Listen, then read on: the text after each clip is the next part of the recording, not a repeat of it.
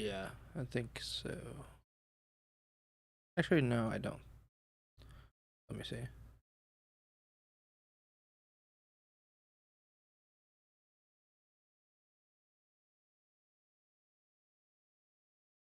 Mm, Yeah, it's different. okay.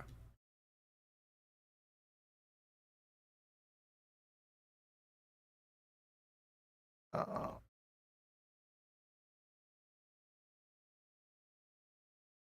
Not live anymore. Um, Oh, now it's up. yeah. A little dark in your room, bud. I wonder why. I should just don't even have the light on because it's two light bulbs in it, but I don't want to risk it. All right. I quote tweet this. Take two. Or at least we got like half an hour in before Yeah. we got to watch the end of Game 7 and the Yeah. Nuggets It collapse. worked out pretty well.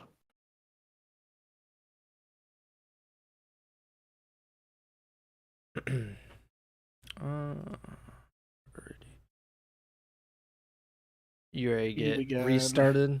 Yes, sir. Let me retweet it when it comes up.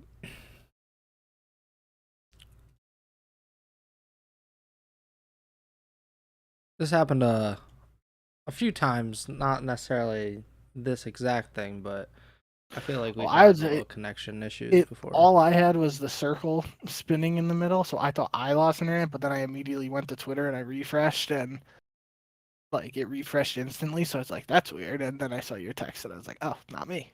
Yeah, it scared me because it like did like a little pop thing. I think like the light bulb burned out and then it caused the power breaker to flip. Trimmers bonus episode. Sure. You can think about it that way. Um all right. So we're back. We had like the CDL at points. We've had a delay of sorts. Um we had an hour long power delay, power breaker thing. Really it was just my computer took forever to come back on, which is kind of an annoying thing that continues to happen anytime anything happens in this apartment. But yeah, we're back. We were talking about momentum, but we're gonna flip gears. We're gonna start kind of resuming our conversation and progress about talking about the rest of the teams. We spent a lot of time talking about specifically FaZe. I think we're pretty much done with that. And we've talked a little bit about OpTic and Toronto, and we're gonna continue to talk about it. You wanted to bring up some stuff about OpTic, correct? Yeah, I think we talked mostly enough about OpTic, but one thing I did notice, um, not really notice, but one thing that was mentioned and happened over this weekend, in terms of OpTic's map pool is I believe now they are 10-0 on the season on sub base hardpoint, which is pretty impressive and noteworthy in my opinion. Just because I feel like a lot of teams aren't willing to play sub base, and it's one of those maps. The hills have changed earlier this year. It feels like it's a map that isn't seen too often, and obviously it's something that OpTic is able to take advantage of now, being undefeated and having 10 wins on it.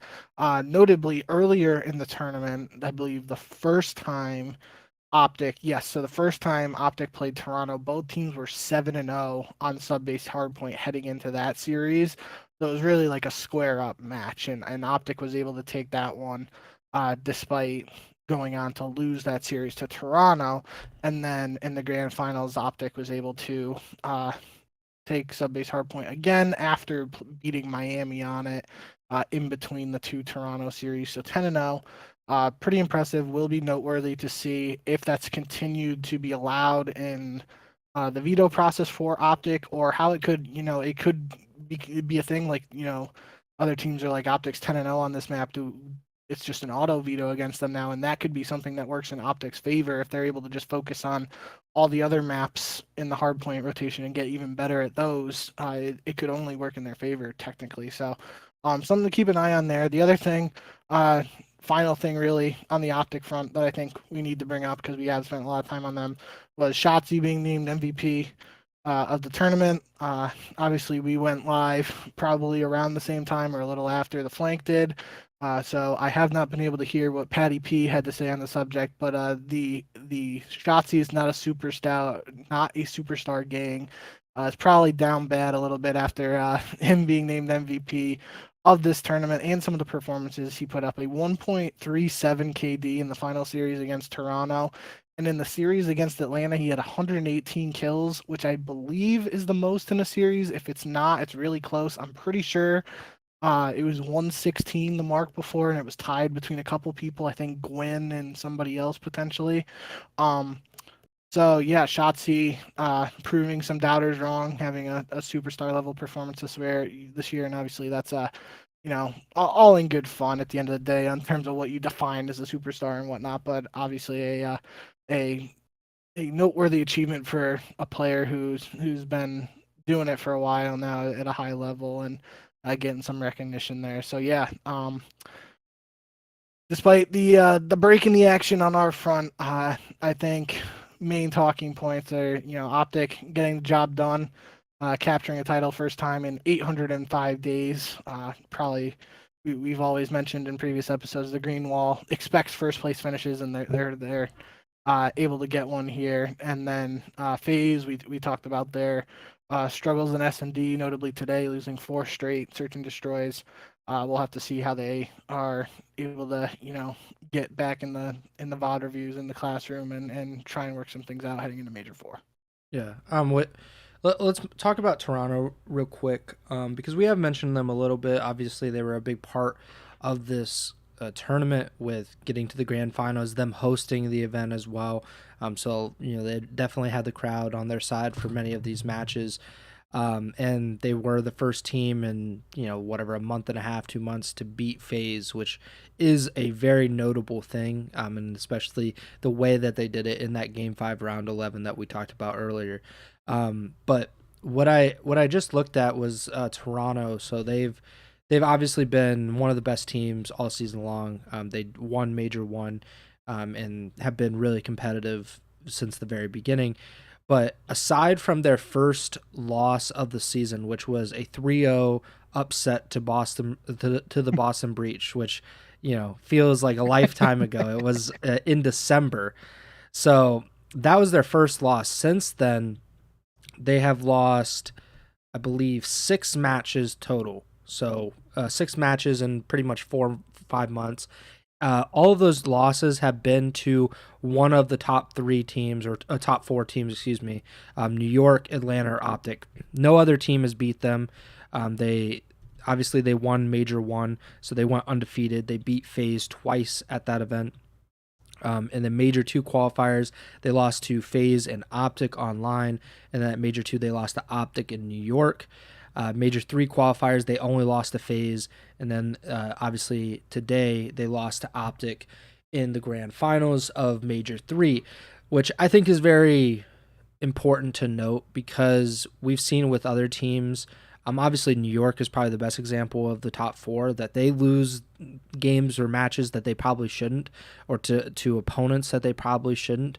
And they're a little, not even a little, they're a lot less consistent, over this season than the other top 4 teams. But where do you think Toronto goes from here? Obviously, it is a disappointing result to get to the grand finals and then get swept. We talked about it. It's kind of like a more familiar feeling because it happened in the grand finals of champs last year. But this is their second grand finals appearance of this season.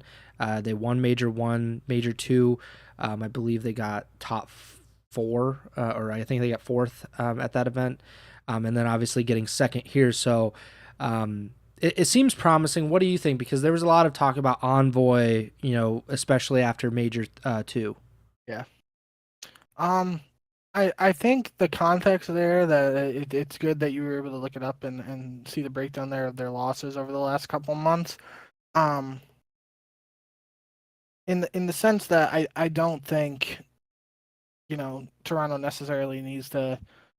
Not saying they need to make a roster change, certainly not. And I'm not saying like they need to change their style or anything like that. I think it's really just going to come down to the work they continue to put in behind the scenes and improve If they're continually beating every team but those other top teams, and they still saying like their only losses are to the top teams, at the same time they did beat OpTic and Toronto this weekend. So Atlanta. um what Toronto. You said Toronto Oh, and sorry. Yeah. OpTic and Atlanta. Yeah. So, yeah. they have wins as well as losses against those top teams. So I don't think, there's any groundbreaking changes or anything Mm-hmm. that need to happen. I think the best example I can think of, just because we just mentioned it, is that sub-base hardpoint, right? Against OpTic. Like, they were 7-0 on it heading into that first series with OpTic. OpTic 7-0 on it. They were not afraid to challenge a team on a map that they thought they're good at, and even if the other team is equally as good at them, and obviously they beat them twice on OpTic, beat Toronto twice on it, so it's inevitable. You can't deny OpTic's the better team on sub-base hardpoint at this point, but Mm-hmm. it just shows like it's not like a confidence issue or something with this team. Like they had no problem like squaring up on a tough map. Whereas maybe another team in the league, even if they were really good at that map, if they were playing another team that was equally good or had a similar record on it, they might be like, "Yeah, we'll just veto this one and not worry about it, play something else," or the other team could Yeah. have done something like that. So, I think that is just obviously like the players on Toronto, notably Scrap, exudes confidence and getting loud and stuff like that, talking trash on Twitter, as we saw during the power break here that we just took. But Mm-hmm. that it doesn't seem like confidence is an issue with this team, and I think even it could be something that enables them to take it to the next level and get back to that Major One form if that's where they're headed. Um I don't think there's anything groundbreaking they have to change, considering like you said, they have the loss against OpTic, but at the same time they beat OpTic a day ago. They beat Toronto, and I'm pretty sure it was since March 17th, I believe, was Atlanta's last loss before today, so legit 2 months ago. So yeah, I think Toronto, it seemed like at points throughout this event in maps they lost, like not to harp on negatives or anything, but even in the first series against, or not even the first series, just the winning bracket finals today against Atlanta, Scrap went 18-23 in map one, had the fewest kills in the lobby. In the back of my head, I'm thinking like, oh boy, Draza's getting that ammunition ready for the post game interview. And then Insight went 3-17 in control, which is kind of just like unheard of for not only Insight but almost anybody's, just to have a performance that lackluster. And then you mentioned Envoy's struggles seemingly being harped on over recent weeks and months. So it feels like at points Toronto just has one player who Mm-hmm. struggles a little bit and isn't able to, you know, have those consistent performances. So consistency could be uh, a good way to put it, like you said earlier, and we'll just have to see. I mean, if they continue to not have losses against those bottom teams and have their only losses come to the top teams, that might just be the reality of where they lie in the power rankings until they're able to figure out a way to get over that hump. But even saying that is weird, just because, like I said, like they did beat OpTic in Atlanta. So Mm-hmm. I don't know. It's going to be interesting for sure to see how it plays out the rest of the year. I think even people on the timeline right now seeing Draza and Scrap going at it again. That's even with Scrap getting the better of Draza today. That seemingly isn't a feud that's going to end anytime soon. So should lead to some more high octane matches throughout the rest of the year, hopefully. Yeah, I think it goes back to the momentum part of it. Toronto, they win that winners bracket final, and then they, sit for a little bit as OpTic beats FaZe, and then OpTic has that momentum that, they're just kind of cooking a little bit.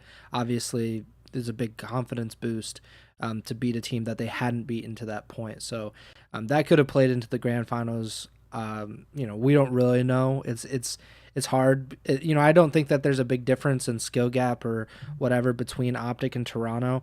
That's just one of those things that happens.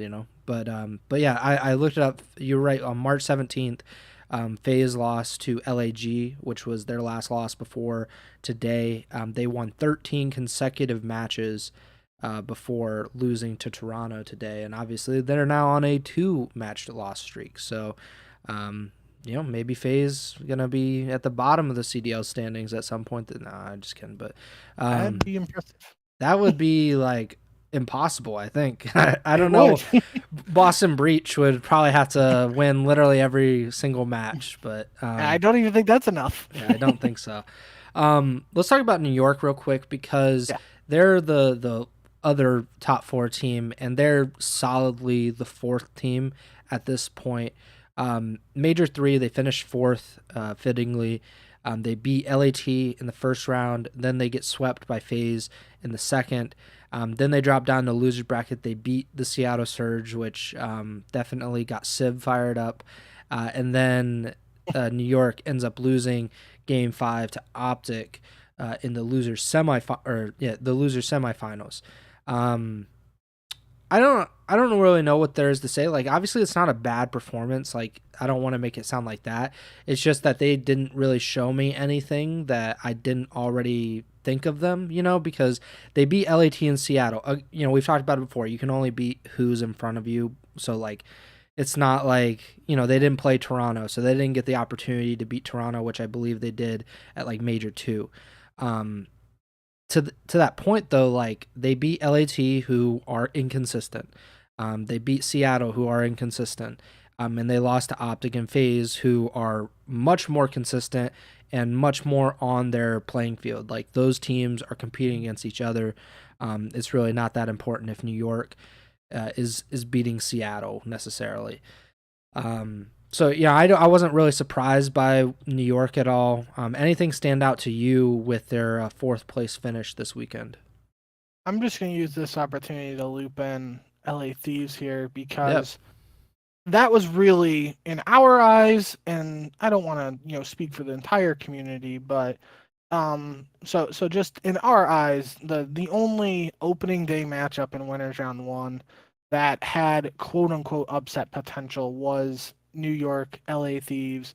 You and I both were kind of, I won't speak for you, but I'm paraphrasing. I feel like we were both of the ideology that it wasn't really an upset if New York beat LA Thieves, despite Thieves being the 4 seed and New York being the 5 seed. Yeah. But I feel like part of the community was starting to question New York because New York had this downturn in performance online in the Major 3 qualifiers. Mm-hmm. LA Thieves, I believe, went 5-2, 4-3, something like that in the qualifiers. 5-2. 5-2. Yeah, they went 5-2, so they were technically trending upwards.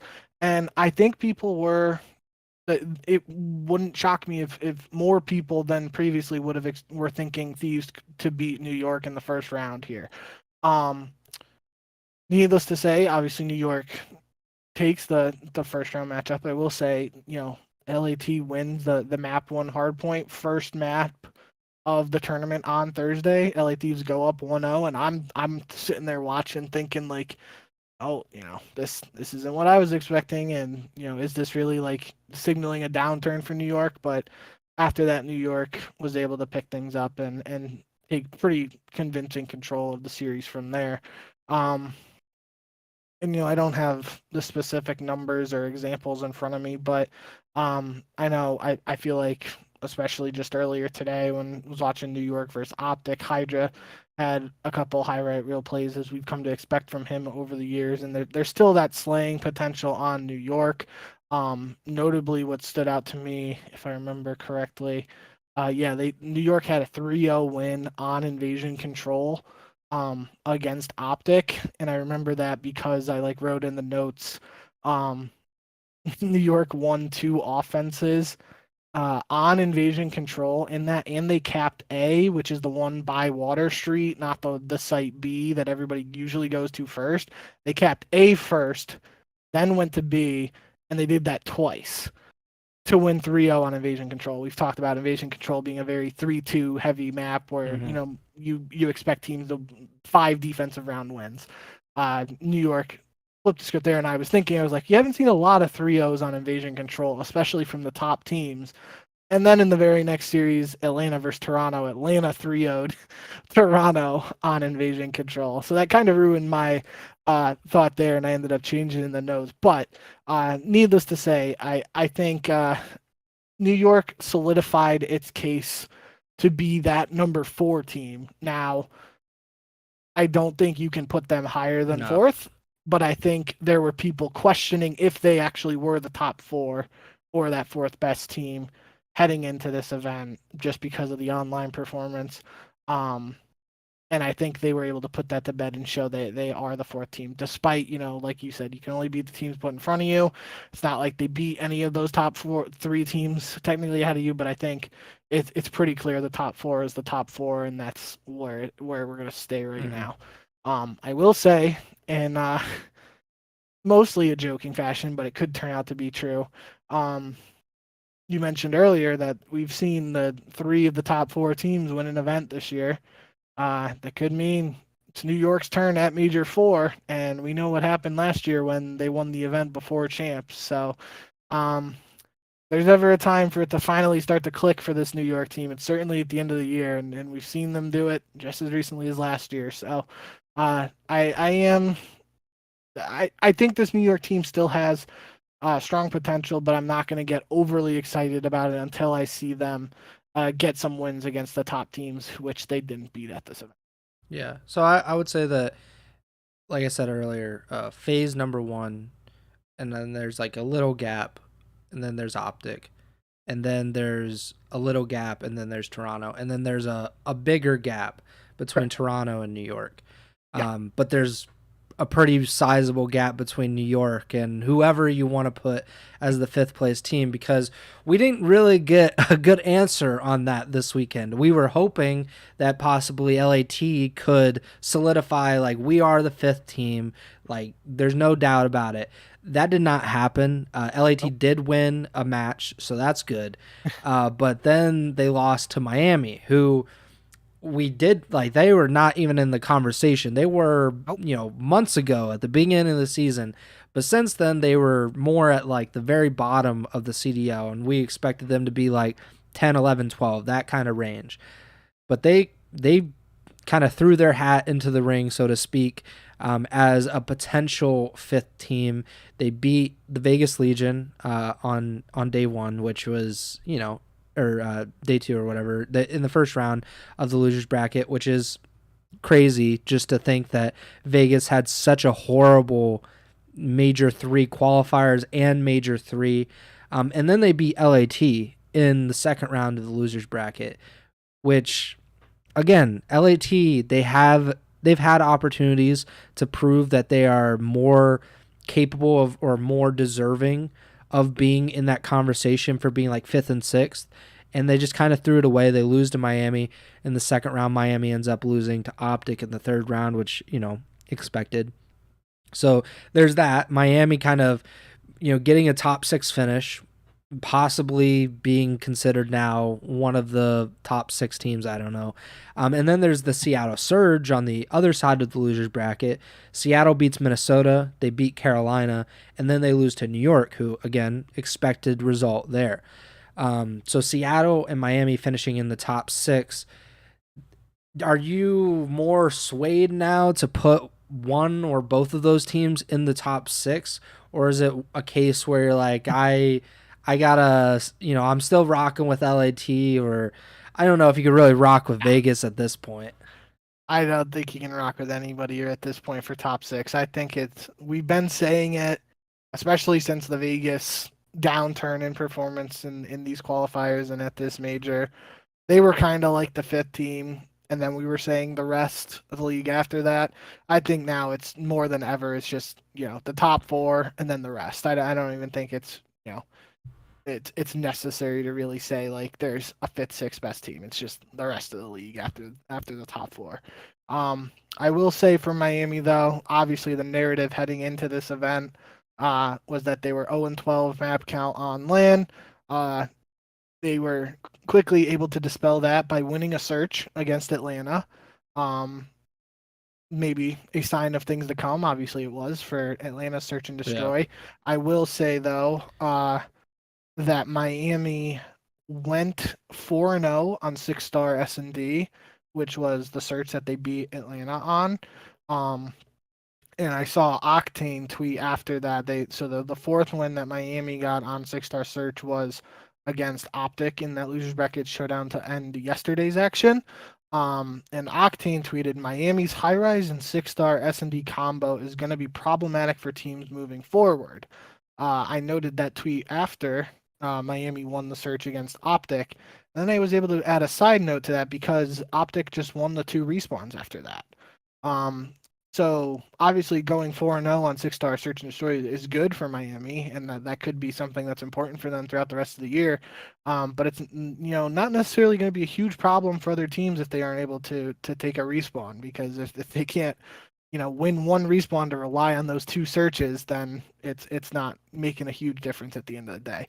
But it definitely is a positive sign for Miami, and now the question will be if this high-rise search, 6-star search combo is an issue for these other teams, which map are teams going to veto against Miami? How is that going to affect their play in these upcoming qualifiers? A lot of questions there, but that's getting a little far ahead of ourselves. Mentioning Miami did get that first map win on land in their loss to Atlanta. They go down to loser bracket. They beat Vegas to get their first series win on land of the year, and then they take it a step further by beating LAT to win 2 series on land, obviously following that up with the loss to OpTic. But again, that's something that was expected by most people at that point. So I think this is a positive sign for Miami. It seems like when they finally brought Real into the lineup, they had those initial struggles, but towards the end of the qualifiers and obviously here on land, it started to gel a little bit more, and this might be more indicative of a performance you would have expected from Miami at Major 1 beginning of the year, right? They had that really strong performance in the Major 1 qualifiers online. Then they just stunk it up on land, didn't win series for the last 2 majors on land, but now they show up here. And it's, we've talked about it before over the years. You always want to be playing your best COD towards the end of the year. So in my eyes, Miami is potentially heating up at the right time. Do I expect them to, do anything beyond this top 6 placing that they were able to get at Major 3? Not really. But anything's possible in Call of Duty, as we see. And if they're playing their best COD towards the end of the season and they just continue to get better, they could, in theory, really push that ceiling of the group below the top 4 in my eyes. So the tops or the 5th, 6th teams for Major 1 were LAG and Seattle. The 5th, 6th teams at Major 2 were Carolina and LAG. And then here we had Seattle and Miami. So Seattle and LAG, they appeared twice here. I would never put LAG in 5th. Seattle, I was looking through their schedule. It's really hard to say that they would be the 5th team.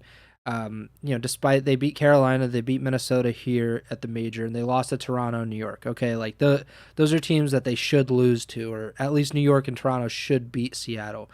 But online, Seattle lost to LAT, they lost to Miami, they also lost to Atlanta and OpTic. So okay, there's that. The last major, they lost to Vegas.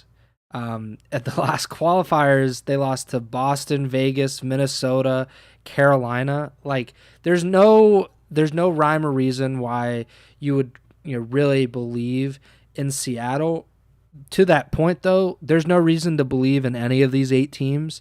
They're all messes to a certain extent. Obviously, like a team like Boston, they're a real mess because it's like they just can't win anything. Like, they win 2 maps on average per series. They never win 3.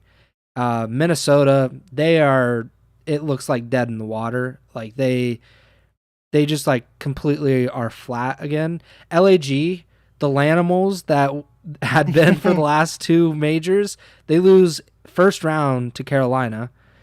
Carolina, they just seem like really limited. Like I think I think top 6 is really as far as they could ever get. Like, even if they got a really good break in the losers bracket, I just don't think that they can be consistent enough to get into like a top 4. Even for, if New York gets knocked out in the first round or FaZe gets knocked out or something, like I just don't see it. So it makes me think, like, what is there to even say about these bottom 8? And I would just say that it's LAT probably is the 5th best team, even though they lost to Miami. And Miami is, I don't think, even a 6th best team right now. The standings kind of are what they are. Standings, what we'll say, and what I can say, and I think you'll agree with me, is the standings are very close for those teams in the bottom 8, and that is going to make it a lot more interesting in these online qualifiers, right? Yeah. Each qualifier online is 10 points. One win in those online qualifiers against one of these other teams could be the difference between 11th and 5th place, realistically. So I think that's the one benefit we have to the way the power dynamic in the league is shaken out this year, is that although the importance and the excitement of these online qualifiers has been heavily debated in the community and even among us over these recent weeks and in years, it's you can't argue that as exciting, the matches have as much potential to be exciting as they can be, just because of the way the bottom 8 power dynamic is shaking out to be right now. Like, if it was a different case where, like, even like a small segment of the bottom 8 teams, like let's just say like 5 through 7 was like 30 points higher than some of these other bottom matches against like 5 through 12, 6 versus 11 wouldn't matter as much. But I think this last set of qualifiers and Major 4 it's very possible that the 5 through 8 right now, which is Miami and Seattle at 130 points, tied for 5th, 6th. LAT is in 7th at 125, and then Minnesota, Carolina are tied for 8th at 120. Vegas and LAG tied for 10-11 at 110. I think the order of those, what is that? That's 7 teams. Something like 1, 2, 3, 4, 7 teams. That could be literally just completely turned upside down at the end of Major 4, and that's somewhat exciting, as as exciting as it can be for the bottom teams.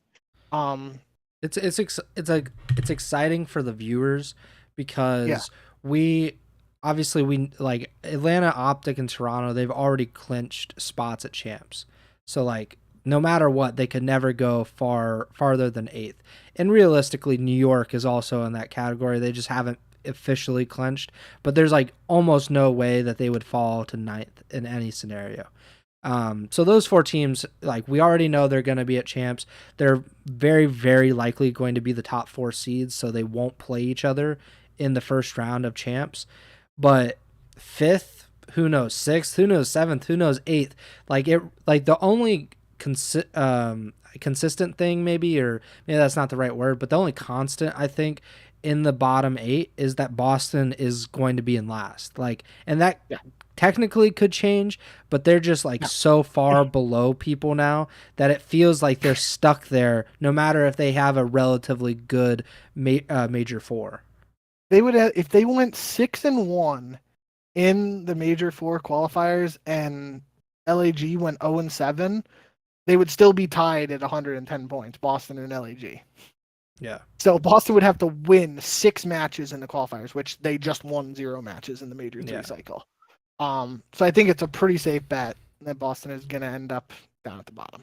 Yeah. So, and even if they got a 5th, 6th at the Major, that's only 30 points. That would give them, if they went 6-1, which they're not going to, but that would give them like 90 points.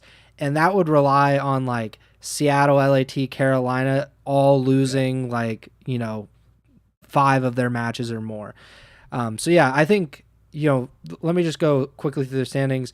FaZe 1, OpTic 2, Toronto 3, New York 4. Got it.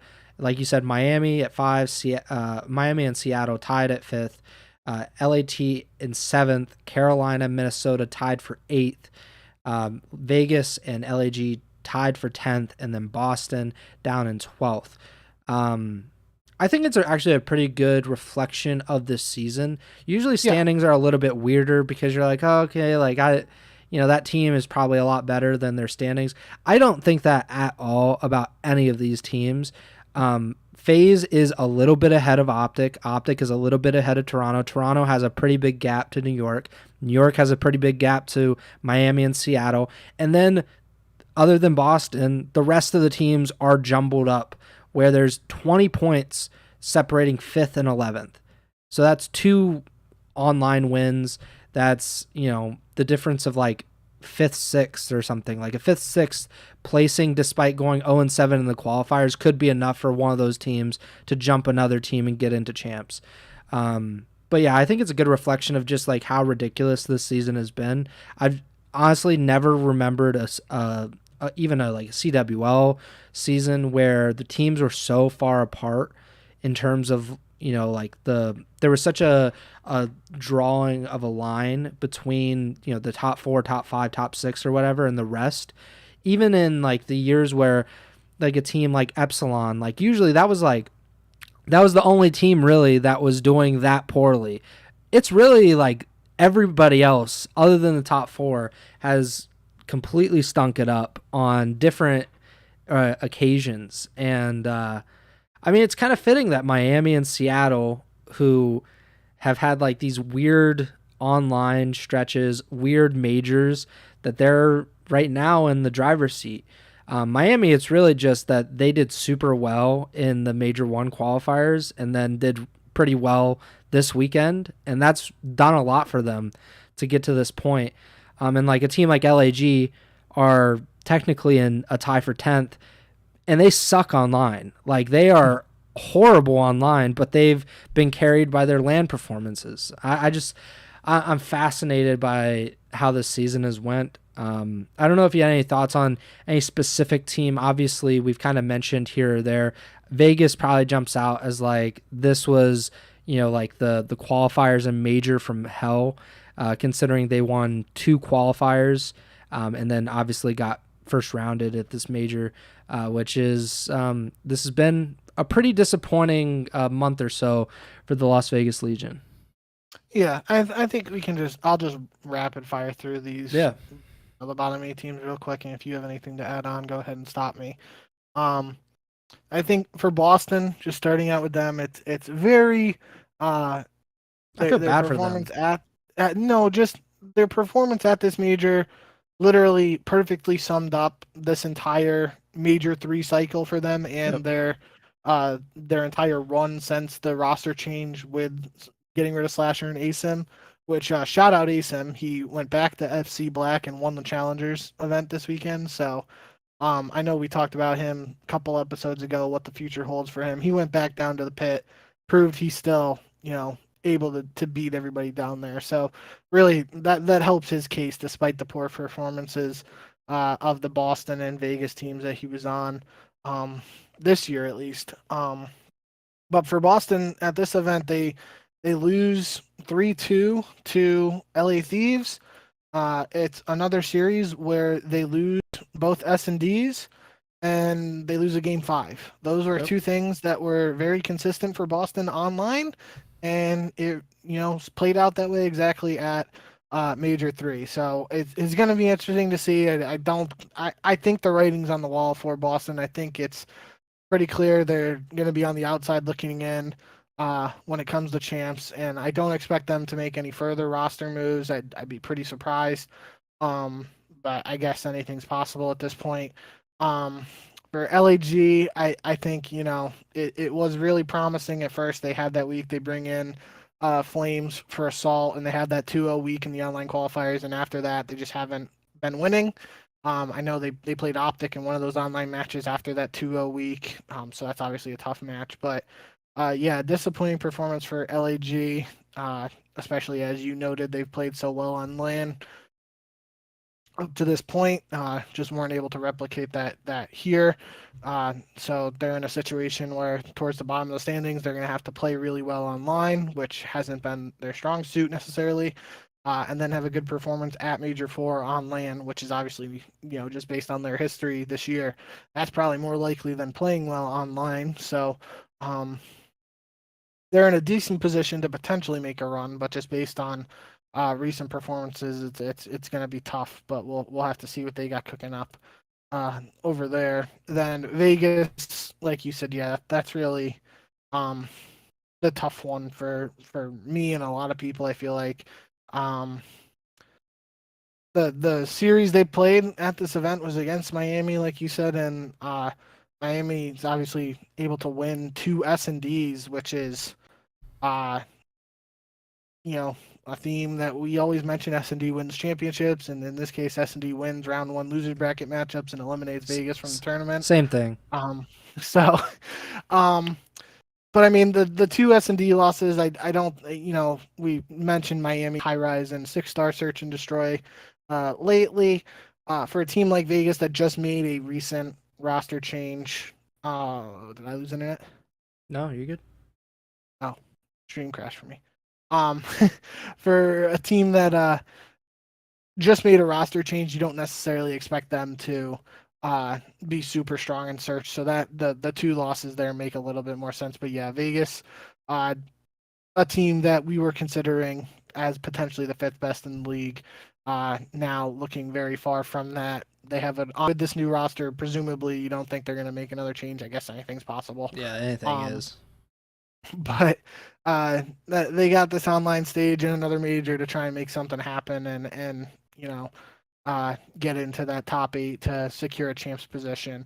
The team for me in the losers bracket here, I guess first, Rocker, the other team that got top 12 at this event, definitely worth shouting out Standy for dropping 17 kills in map 2, the only map that Minnesota won at this event. It's now the new CDL record, or the MW3 record, for search and destroy kills in a map.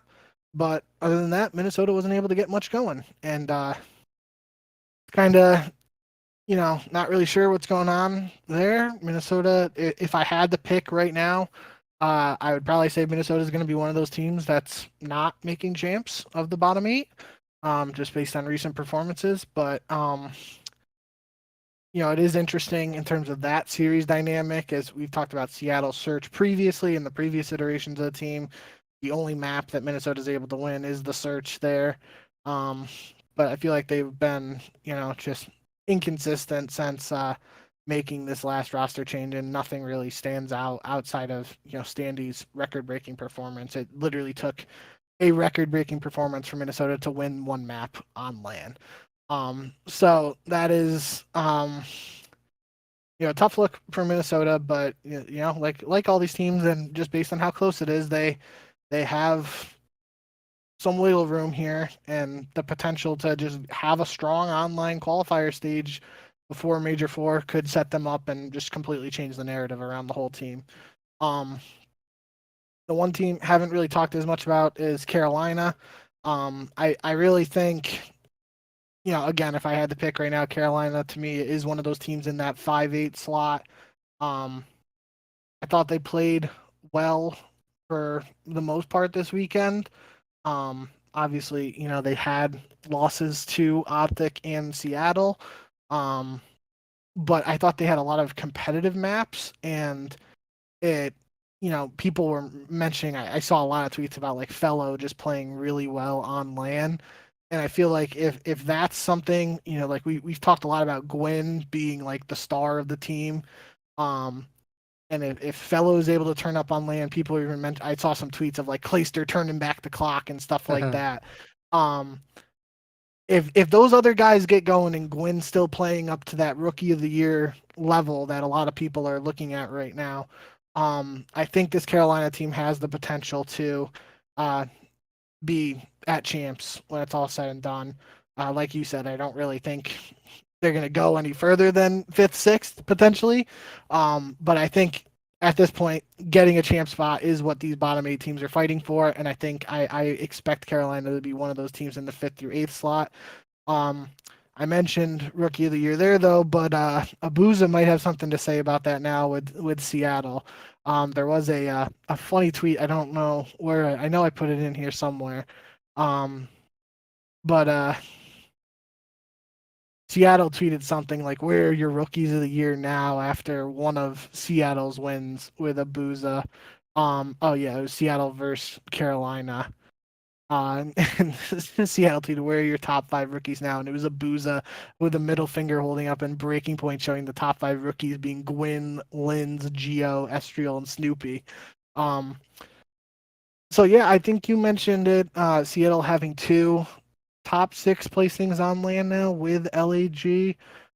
This one probably a little more unexpected than the previous one earlier in the season with a whole different roster that was really good at search and whole different narrative around them. But I think outside of the 04 and Sib beef, 04 has played really well.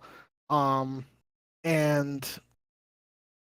even Hook had some moments this weekend where I was like, damn, he looks good, and it's just another you expect some of these teams to not make it at the end of the day, but if Seattle's able to keep, it feels like Seattle's that team that I personally and even some other people in the community are counting out, and they fight back, and that's really what you can only ask for at the end of the day from these teams down in the lower half of the standings. So I think this is a positive development for Seattle. Obviously, I still really think highly of Rambo as a coach and as a mind in Call of Duty. So some more time with him.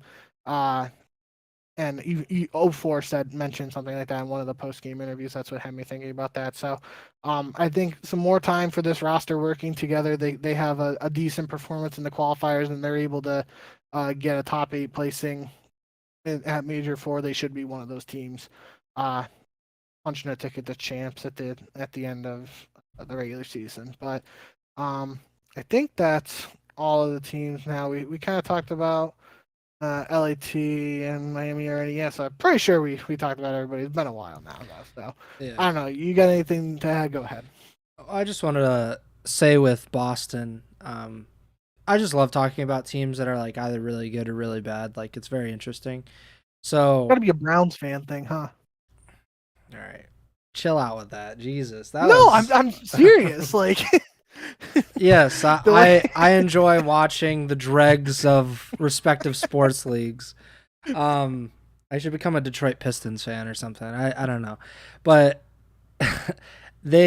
Boston now they've lost 10 consecutive matches in the CDL. Their last win was on March 17th. So back when FaZe lost their first match or lost their last match before today, Boston had won their last match. They beat Seattle 3-0 back on March 17th. That was the final qualifier for Major 2. Since then, they've lost 10 in a row. They've also lost 8 consecutive Game 5s now. 6 of them were in this cycle, so they lost 5 Game 5s in the qualifiers for Major 3, and obviously they lost Game 5 this weekend to LAT. They have actually been in 12 Game 5s this season, which feels ridiculous. Like, that's a lot of Game 5s. That's like half of their matches go to Game 5. They are 1-11 this season in Game 5. That's ludicrous. That is horrible. Like, even you would imagine like a lot of teams are probably like, I don't know, 30, 40, 50% win percentage. Like, it's kind of hard to consistently win them, but like that's horrible. And if you're anti-slasher, you need to do some propaganda.